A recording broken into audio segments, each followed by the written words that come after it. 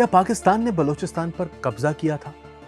क्या खान ऑफ कल्लात मीर अहमद यार खान को जबरदस्ती कराची बुलाकर पाकिस्तान के साथ इल्हाक पर मजबूर किया गया था? क्या रियासत पाकिस्तान ने कल्लात पर फौज कशी की थी? ये सब और बहुत से सवालों के जवाब हम देंगे आपको आज की इस वीडियो में। 25 और 26 अगस्त को होने वाले मुतअद्दिद दहशतगर्दी के वाकयात के बाद से पाकिस्तान में बलूचिस्तान का मसला एक मर्तबा फिर मरकज़े निगाह बना हुआ है। एक तरफ गद्दारी के इल्जामात हैं तो दूसरी तरफ आज़ादी के नारे और रियासती जबर के खिलाफ मुज़ाहमत के वादे। बलोच कौम परस्तों का दावा है कि बलूचिस्तान पर पाकिस्तानी रियासत ने जबरदस्ती कब्जा कर रखा है, जबकि पाकिस्तान इस दावे को तस्लीम करने से इनकार करता है। इस मौके पर क्यों ना देखा जाए कि इस दावे में कितनी हकीकत है कि बलूचिस्तान को बज़ोर शमशीर पाकिस्तान का हिस्सा बनाया गया था और इसीलिए इस सूबे में वक्तन फवक्तन शोरिश बपा होती रहती है। इस हवाले से बलूचिस्तान के जोग्राफियाई और तारीखी हकायक पर एक नजर डाले बगैर आगे बढ़ना मुमकिन नहीं। 19वीं सदी के आगाज में फ्रांस के बादशाह नेपोलियन बोनापार्ट को जब रूस के हाथों शिकस्त हुई तो आलमी बालादस्ती के लिए बरतानिया और रूस में जबरदस्त मुसाबकत शुरू हो गई। रूस वस्ती एशिया में तेजी से पेशकदमी कर रहा था, इसलिए बरतानवी साम्राज्य हिंदुस्तान और रूसी सल्तनत के दरमियान अफगानिस्तान को अपने जेरे साया बफर रियासतें बनाकर रखना चाहता था, यानी दो बड़ी ताकतों के दरमियान एक ऐसी छोटी रियासत जो इन दोनों के दरमियान जंग के खतरे को टाले रखे। इस हिकमत अमली के तहत बरतानिया ने बरे सगीर में रहते हुए बलूचिस्तान को स्ट्रेटेजिक मकासद के लिए अपने फर्मा बरदार हुक्मरानों के जरिए बिलवास्ता तौर पर अपने मातहत तो रखा, मगर कभी बलूचिस्तान की सियासी, मुआशी और मुआशरती तरक्की पर तवज्जो नहीं दी।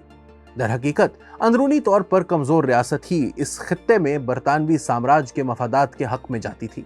बरतानिया ने कोयटा को बराह रास्त अपनी अमलदारी में लिया और रियासत कल्लात के साथ मुआहिदा करके यहाँ फौज तैनात करने की भी इजाजत ले ली।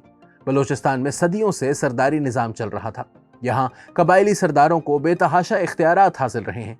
इन इख्तियारात के तहत कबीले का सरदार अपने जेरे नगी रहने वाले अवाम से मनमानी का सलूक रवा रखता था और यही इनसे टैक्स वसूल करता था।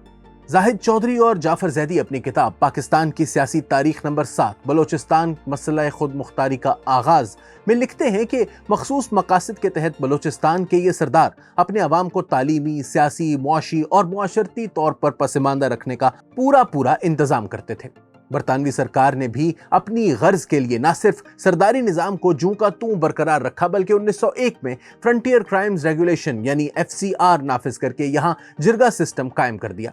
अंग्रेजों ने जिरगा सिस्टम का निजाम सूबा सरहद में देखा था, जो बख्तून रिवायात के मुताबिक कई सदियों से चल रहा था। अंग्रेजों ने इसी निजाम को बलूचिस्तान में नाफिज कर दिया और सरदारों को खुली छुट्टी दे दी कि आवाम के साथ जैसा चाहें सलूक रवा रखें, मगर बरतानवी सरकार के वफादार रहें।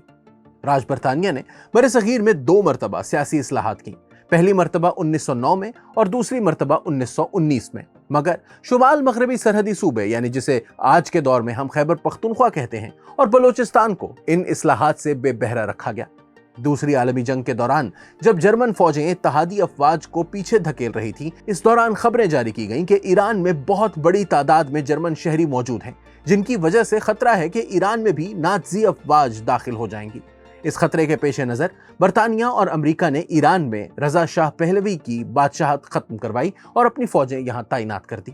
दूसरी आलमी जंग के बाद अमेरिका और बरतानिया ने जब रूस के खिलाफ सर्द जंग का ऐलान कर दिया तो पाकिस्तान, अफगानिस्तान, ईरान, इराक और मशरिक़ वस्ता के दीगर ममालिक की अहमियत में एक बार फिर इजाफा हो गया। एक तरफ रूस ईरान के सूबे आज़रबाईजान में तेल की कंपनी चला रहा था, दूसरी जानिब जनूबी ईरान में एंग्लो अमेरिकन तेल कंपनियां मसरूफ़ अमल थीं। बरतानिया और अमेरिका इस कोशिश में थे कि रूस को ईरान से निकाला जाए।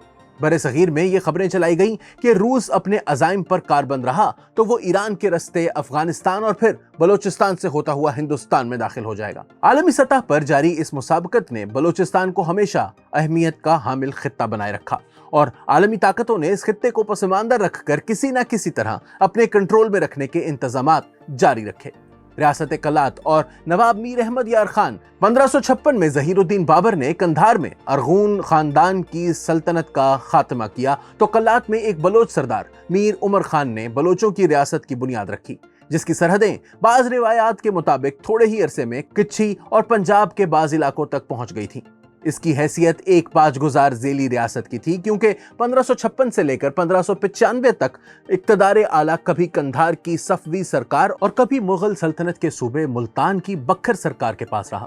1595 میں یہ علاقہ دلی کی مغلیہ سلطنت کے ماتحت آ گیا، لیکن 1638 میں یہ ایک مرتبہ پھر ایران کی سلطنت سے منسلک ہو گیا۔ ستمبر 1933 میں ریاست کلات کے فرمانروا میر اعظم جان کا انتقال ہوا تو ان کے چھوٹے بیٹے میر احمد یار خان کو گدی پر بٹھایا گیا۔ ماضی میں میر احمد یار خان انگریزوں کا بے حد وفادار رہا تھا اور اسی وجہ سے انگریزوں نے اسے تخت نشین کروایا تھا۔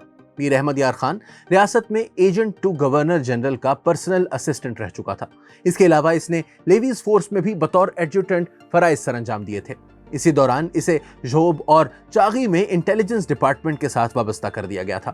1927-28 میں میر احمد یار خان نے روس اور افغانستان کے خلاف انٹیلیجنس رپورٹس برطانوی حکام کو پہنچائی تھیں۔ میر احمد یار خان کو جب فرمانروا بنایا گیا تو انڈین سول سروس کے ایک جواں سال انگریز افسر ایڈورڈ ویک فیلڈ کو اس کا وزیر اعظم بنایا گیا۔ اس کی وجہ یہ تھی کہ یورپ میں اس دوران دوسری عالمی جنگ کی تیاریاں شروع ہو چکی تھیں اور روس کی فارورڈ پالیسی کے پیش نظر بلوچستان دفاعی لحاظ سے اور بھی اہمیت اختیار کر چکا تھا۔ اس لیے برطانوی سرکار کے مفاد میں یہی تھا کہ اس اہم خطے میں ایک انگریز افسر کا تقرر عمل میں لایا جائے۔ اسی اہمیت کے پیش نظر میر احمد یار خان نے ایک آزاد اور خود مختار ریاست کا خواب دیکھنا شروع کیا، اور جب 1935 کا گورنمنٹ آف انڈیا ایکٹ تشکیل دیا جا رہا تھا تو اس دوران نواب نے اس کی مخالفت میں لابنگ شروع کر دی۔ تقسیم برصغیر تک ریاست کلات کی آزاد حیثیت برقرار رہی۔ گورنر جنرل قائد اعظم کا موقف تھا کہ پاکستان کے علاقے میں موجود ریاستوں پر کوئی دباؤ نہیں ڈالا جائے گا اور وہ اپنے مستقبل سے متعلق فیصلہ آزادی کے ساتھ کرنے میں آزاد ہوں گی۔ قائد اعظم یہ موقف اس وجہ سے اپنا رہے تھے کہ تب تک ریاست جموں و کشمیر، ریاست جوناگڑھ اور ریاست حیدرآباد کے الحاق کا معاملہ زیر التوا تھا، اور قائد اعظم نہیں چاہتے تھے ان کے کسی بھی سخت موقف سے پاکستان کو مجموعی طور پر نقصان اٹھانا پڑ جائے۔ قائد اعظم کی اسی پالیسی کو بنیاد بنا کر نواب آف کلات آخر تک کوشش کرتے رہے کہ ریاست کلات کسی صورت پاکستان کے ساتھ الحاق نہیں کرے گی، بلکہ برطانوی عملداری ختم ہونے کے بعد ریاست کی سابقہ حیثیت یعنی خود مختاری بحال ہو جائے گی۔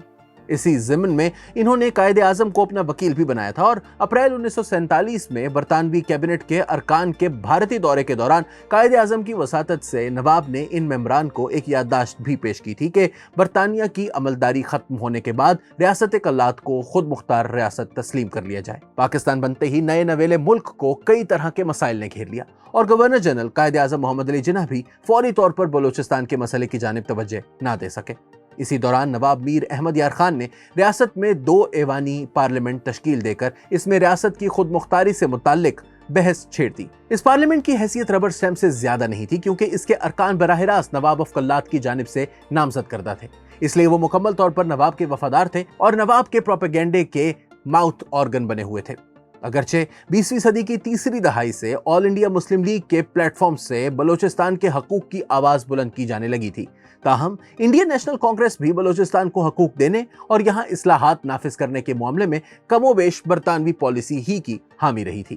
جواہر لال نہرو کی رائے بھی یہی تھی کہ ہندوستان کی جنوب مغربی سرحد پر واقع بلوچستان کا علاقہ عالمی تناظر میں بہت اہمیت رکھتا ہے، اور اس علاقے میں آزاد ریاست کا قیام ہندوستان کے دفاع کو کمزور کر سکتا ہے۔ برصغیر کی تقسیم کے بعد یہ انکشاف بھی ہوا کہ نواب میر احمد یار خان نے بھارتی حکومت کے ساتھ بھی رابطہ کیا تھا اور کہا تھا کہ پاکستان نے ریاست کلات کو آزاد ریاست منظور کر لیا ہے، اب بھارت بھی اسے آزاد ریاست تسلیم کرنے کا اعلان کر دے اور ہمارے ساتھ دوستانہ تعلقات قائم کرنے کا عزم کرے۔ تاہم بھارتی حکومت نے نواب آف کلات کو اس ضمن میں کوئی بھی جواب دینے سے گریز کیا تھا۔ قائد اعظم محمد علی جناح نے 2 مرتبہ نواب میر احمد یار خان کو مشورہ دیا کہ وہ ریاست کا الحاق پاکستان کے ساتھ کر دے، اسی میں اس کی ریاست کی بھلائی ہے، مگر نواب آف کلات قائد اعظم کے اس مشورے کو مختلف ہیلوں بہانوں کے ساتھ پس پشت ڈالتا رہا۔ لیکن دراصل وہ اس وقت بھارت اور برطانیہ کے ساتھ خفیہ طور پر ساز باز کی کوششوں میں مصروف تھا۔ اس نے اپنے انگریز وزیر خارجہ کو برطانیہ بھیجا کہ وہ جا کر آزاد بلوچستان کے لیے لابنگ کرے، تاہم برطانیہ نے ایک انڈر سیکرٹری سطح کے افسر کو پارلیمان میں بھیج کر ایک سوال کے جواب میں ٹکا سا جواب دلوا دیا کہ پاکستان اور کلات کے درمیان جو بھی معاہدہ ہوگا برطانیہ اس کی تائید کرے گا۔ یہ میر احمد یار خان کے لیے صاف جواب تھا کہ اگر اسے آزاد ریاست چاہیے تو پاکستان کو منا لے، دوسرے الفاظ میں ہماری طرف سے جواب ہی سمجھے۔ اسی دوران لسبیلا اور اواران کی ریاستوں نے پاکستان کے ساتھ الحاق کر کے میر احمد یار خان کی خواہشات کے تابوت میں آخری کیل ٹھوک دی۔ اب ریاست کلات چاروں طرف سے پاکستان کے اندر آ چکی تھی۔ کانگریس پہلے ہی آزاد ریاستوں کو انڈین یونین ٹیریٹری میں رکھنے کے لیے 5 صوبوں کی قربانی دے بیٹھی تھی۔ اس کے لیے ناممکن تھا کہ یہ اپنا موقف ان ریاستوں کے حوالے سے کسی بھی طرح سے تبدیل کر سکے۔ اس نے بھی اپنا موقف واضح کر دیا کہ وہ ریاستیں جو چاروں طرف سے پاکستان کے اندر ہیں، ہندوستان کا ان پر کوئی دعویٰ نہیں۔ یہی وہ موقع تھا جب پاکستان نے بلوچستان میں موجود اپنی افواج کو حکم دیا کہ وہ ہائی الرٹ پر آ جائیں۔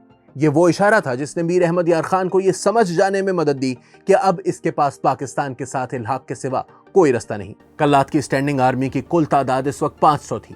یہ دوسری جنگ عظیم کی بیٹل ہارڈنڈ پاکستانی فوج کے سامنے شاید 15 منٹ بھی نہیں ٹھہر سکتی تھی۔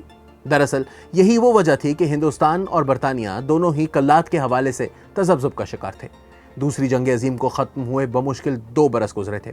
سوویت یونین کی ریاست تاجکستان کی افغانستان سے سرحد ایک مقام پر پاکستان اور افغانستان کی سرحد سے محض 12 میل کے فاصلے پر رہ جاتی تھی۔ یہ وہ باریک سی لکیر تھی جو برطانوی ہندوستان اور سوویت یونین کو ایک دوسرے سے جدا کر رہی تھی۔ برطانیہ ہو، ہندوستان یا پھر امریکہ، یہ نہ تو پاکستان کو کمزور کرنا افورڈ کر سکتے تھے اور نہ ہی کلات جیسا ایک کمزور اتحادی ان کے لیے کسی کام کا تھا، بلکہ یہ تو الٹا ان کے لیے لائبلٹی بنتا۔ یہاں کمزوری سے مراد کسی صورت بھی بلوچوں کی جفا کشی میں کمی سے نہیں، بلکہ وہ عددی کمزوری ہے جس کے باعث اس کی فوج کی تعداد بھی کم تھی۔ بلوچستان کی کل آبادی آج بھی محض 1.5 کروڑ ہے، جو پاکستان کی آبادی کا قریب 4% بنتا ہے، اور اس میں کلات سمیت پورے بلوچستان کی آبادی شامل ہے، جس کا بہت سا حصہ کلات سے اس وقت بھی باہر تھا۔ برطانوی دور میں خانیٹ آف کلات اپنی عظمت رفتہ کی محض ایک شبیہ رہ گئی تھی۔ یہ دنیا کی بڑی طاقتوں کی مرضی کے بغیر اپنا وجود برقرار نہیں رکھ سکتی تھی۔ آج جب ہم ریاست پاکستان کے اندر بلوچوں کی آوازوں کو دبانے کے خلاف احتجاج اور مزاحمت کے مختلف انداز دیکھتے ہیں، تو یہ بھی یاد رکھنے کی ضرورت ہے کہ بلوچستان قانونی طور پر پاکستان کا حصہ ہے۔ یہ ریاست پاکستان کی ہی ذمہ داری ہے کہ اس کے عوام کو وہ حقوق لازماً دیے جائیں جو ان کا حق ہیں اور جن کی ضمانت آئین پاکستان بہت واضح الفاظ میں دیتا ہے۔ بلوچستان اس آئین کے تحت ہی اس وفاق کی ایک اکائی ہے، اور اکائیوں کے بغیر وفاق بھی اپنا وجود برقرار نہیں رکھ سکتا۔